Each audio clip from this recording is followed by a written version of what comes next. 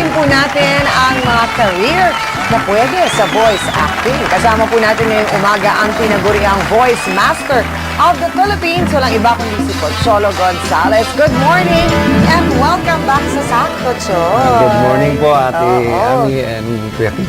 Yan, maraming salamat. Kamusta, Choy?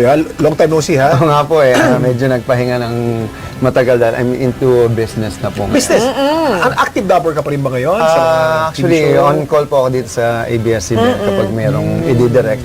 Pero mostly I have a new venture more on business po. Oh. But still, merong recording pong bago, recording studio. Oo. So, paano ba natuklasan na meron kang ganyang boses at pwedeng Yan. pagkakitaan? Nako, alam nyo, yung kwentong yan, in time immemorial, sobrang parang kailan lang, no? Nung sabi ng nanay ko, kung ano-anong ginagawa mo dyan, anak. Kasi nung bata po ako, wala po kaming TV at radyo. I mean, radyo lang po yung means of entertainment namin. Nakikinig ako dito sa isang radio drama, yung napapakinggan ko sa radyo yung Isang Gabi ng Lagim. Oo. Ganun. Tapos, si Utoy at si Lolo Tasyo ay naligaw sa kaguban. Ha, Lolo Tasyo, pasensya na ah. Ang sarap maglaro sa pool. Ay, naku, sabi ko sa'yo, apo Oo. Ay, naku, umuwi na tayo. May monster dito.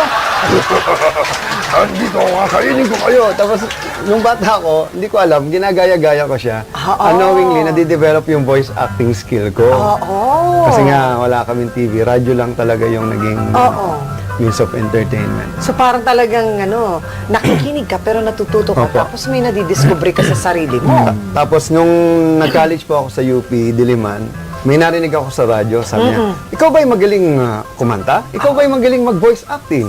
Pues, sali na sa radyo-radyo. Doon po ako nag-audition dito sa DZMM. Ang haba-haba pa ng pila noon. So nag-DCM ka? Opo, tapos Ano to, 96 po. 96? Hanggang 99 bago ako mag-graduate. So, isa pa ako na lang champion doon sa isang voice acting competition. Actually, nakita ko po si Tita May Valle. Sila po yung host noon, tsaka si Joey Galvez. So, doon po nabigyan na po kami ng O radio si show Joey na until napakagaling na voice. nabigyan kami ng chance sa dubbing ni Sir Tito Joe.